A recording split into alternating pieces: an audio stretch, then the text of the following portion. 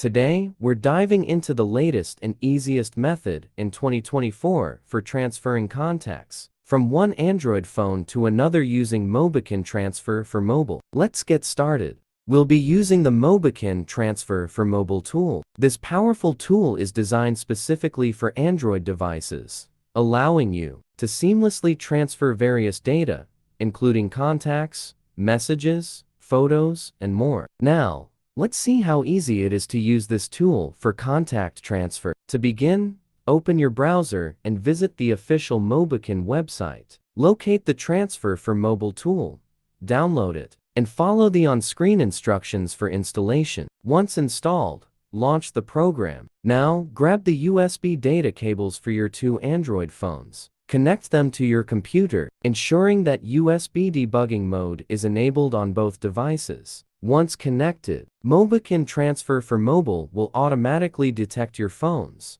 On the main interface of MobiKin Transfer for Mobile, you'll find various data types available for transfer. Today, we're focusing on contacts, so select Contacts, click the Start Copy button, and the tool will initiate the transfer process from one phone to another.